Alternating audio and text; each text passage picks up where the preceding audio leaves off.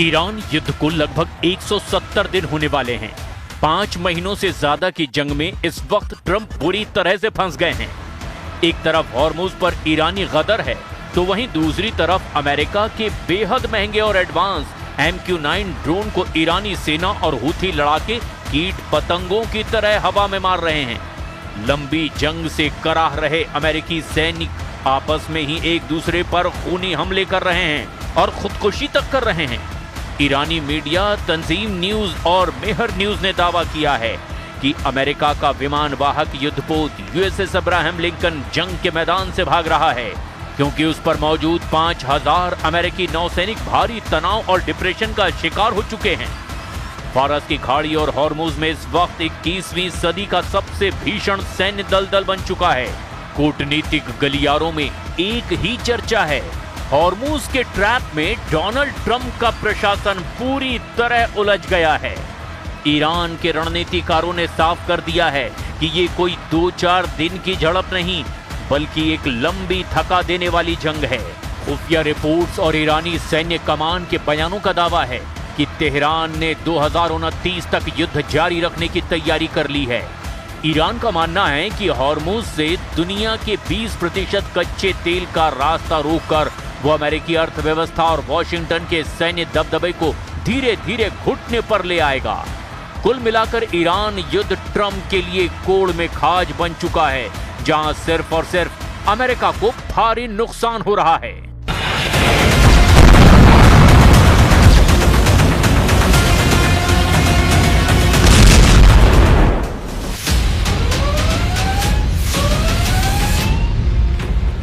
Iran युद्ध अब Hormuz की सरहदों तक सीमित नहीं रहा, बल्कि हॉर्मुज अब ईरान युद्ध में हार जीत का हाई पॉइंट बन चुका है।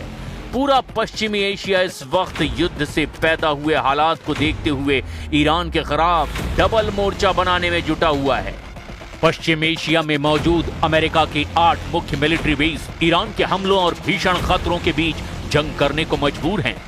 एक तरफ फारस की खाड़ी में अमेरिकी युद्धपोत और ईरानी मिसाइलें आमने सामने हैं, तो दूसरी तरफ वॉशिंगटन और तेहरान के बीच बयानों का युद्ध अपने सबसे खतरनाक स्तर पर पहुंच चुका है।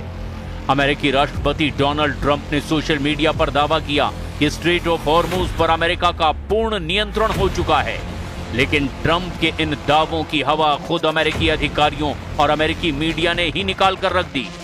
फारस की खाड़ी में चल रहा युद्ध अब उस मोड़ पर पहुंच चुका है जहां दुनिया की सबसे बड़ी सैन्य महाशक्ति अमेरिका को एक ऐसा झटका लगा जिसकी कल्पना पेंटागन के रणनीतिकारों ने भी कभी नहीं की थी।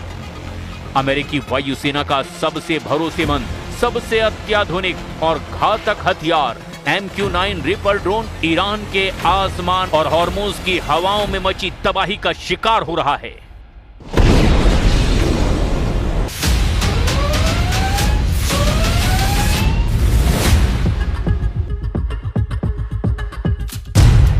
वॉशिंगटन पोस्ट की एक सनसनीखेज रिपोर्ट के मुताबिक ईरान के साथ जारी इस जंग में अमेरिकी सेना ने अब तक अपने कुल MQ-9 रिपर ड्रोन बेड़े का लगभग 1/4 हिस्सा यानी 25% हिस्सा गंवा दिया है।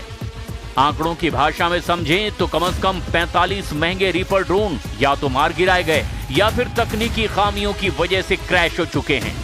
ये नुकसान केवल एक ड्रोन का गिरना नहीं, बल्कि अमेरिका की 1 अरब 30 करोड़ डॉलर यानी लगभग 11,000 करोड़ रुपए से ज्यादा के सैन्य साजो सामान का धू-धू कर जल जाना है।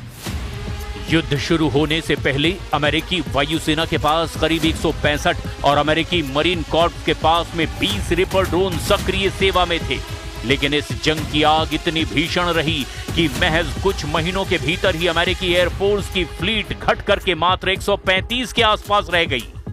पेंटागन के लेफ्टिनेंट जनरल डेविड टैबर ने अमेरिकी सीनेट में अपनी गवाही के दौरान इस भारी नुकसान पर गहरी चिंता जाहिर की, लेकिन सवाल ये उठता है कि दुनिया का सबसे हाईटेक माना जाने वाला ये हंटर किलर ड्रोन इतनी आसानी से निशाना कैसे बन गया?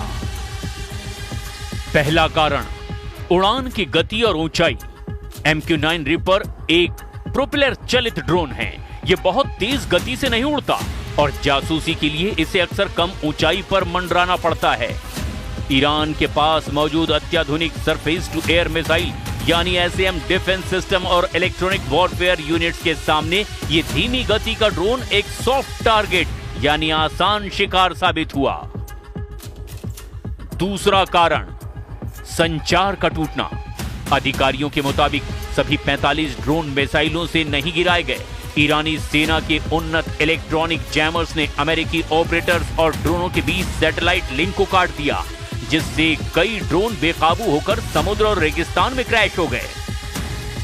ژئوپلیتیک و تاریخی منطقه باشه، جامع و شامل باشه، دشمن و تهدید رو درست شناسایی بکنه، شانس این رو داره که کمک بکنه به تقویت امنیت و جلوگیری از بی‌ثباتی و سوء استفاده های دشمن صهیونیستی و متحدینش در منطقه ما.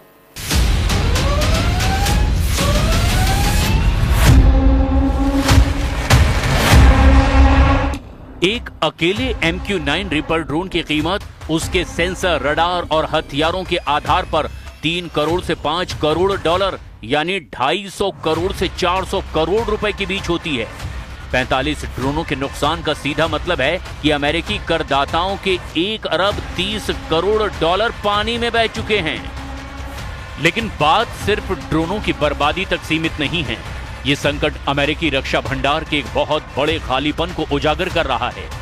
ईरान युद्ध के शुरुआती दौर में ही अमेरिकी सेना ने अपनी आक्रामक और रक्षात्मक क्षमताओं का बेहिसाब इस्तेमाल किया। 850 से ज्यादा टॉमहॉक क्रूज मिसाइलें दागी गई, 1000 से ज्यादा पैट्रियट और थर्ड एयर डिफेंस इंटरसेप्टर खर्च कर दिए गए।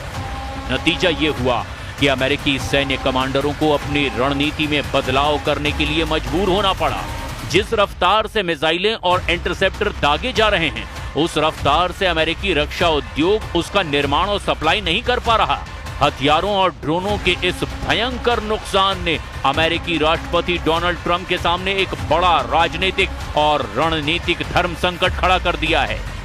45 ड्रोनों का नुकसान, युद्धपोत पर मंडराता संकट और 2029 तक खींचने वाली जंग, हॉर्मुज़ के इस ट्रैप ने साफ कर दिया है कि केवल सैन्य ताकत से जंग नहीं जीती जा सकती।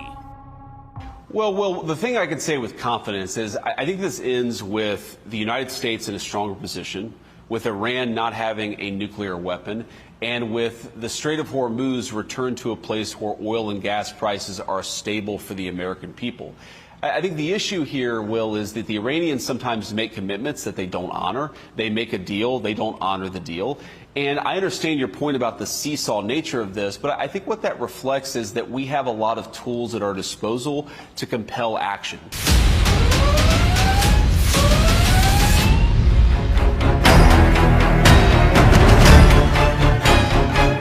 अब दुनिया की नजरें वॉशिंगटन पर है कि क्या ट्रंप प्रशासन इस महासंकट का कोई राजनीतिक समाधान निकालेगा या फिर फारस की खाड़ी का ये गतिरोध असीम युद्ध की ओर बढ़ेगा। लगता नहीं है कि अमेरिका जंग को अब लंबा खींच पाएगा। फारस की खाड़ी, अरब सागर और लाल सागर में ईरान पर हमला करने में जुटा अमेरिकी विमानवाहक युद्धपोत USS अब्राहम लिंकन 5 महीने की जंग में पस्त हो चुका है। ईरानी मीडिया और अमेरिकी अधिकारियों की रिपोर्ट के मुताबिक जो हालात अभी दिखाई दे रहे हैं, वो अमेरिका के लिए किसी बड़े खतरे की घंटी से कम साबित नहीं हो रहे।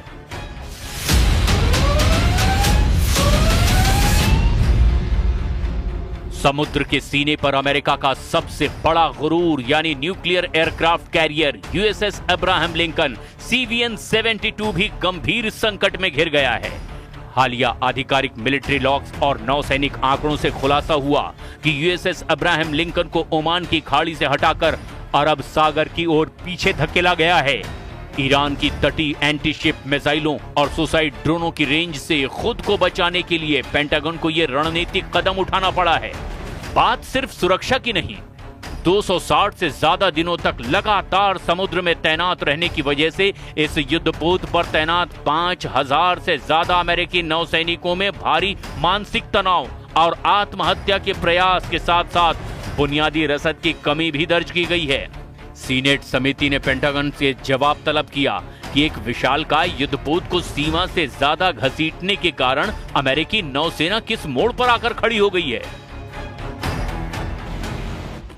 एक तरफ ट्रंप अपने मतदाताओं से विदेश में अंतहीन युद्धों को समाप्त करने का वादा करते रहे हैं, तो दूसरी तरफ ईरान के साथ ये जंग हर बीतते दिन के साथ और ज्यादा खर्चीली होती जा रही है। पेंटागन और ट्रंप प्रशासन ने अमेरिकी कांग्रेस से युद्ध के खर्चों और खाली होते रक्षा भंडारों को फिर से भरने के लिए 67 अरब डॉलर यानी लगभग 5,60,000 करोड़ रुपए के आपातकालीन सप्लीमेंट्री पैकेज की मांग की है। अमेरिकी रक्षा मंत्री पीट हेग्सेथ के मुताबिक केवल सितंबर के अंत तक ही इस युद्ध की लागत 37 अरब 50 करोड़ डॉलर तक पहुंच जाएगी और इसमें ईरानी हमलों में क्षतिग्रस्त हुए अमेरिकी सैन्य ठिकानों की मरम्मत का खर्च शामिल नहीं है। अब देखना यह होगा कि ऐसे हालात में ईरान अमेरिका पर भारी पड़ता है या फिर अमेरिका ईरान को पूरी तरह से तबाह कर देता है।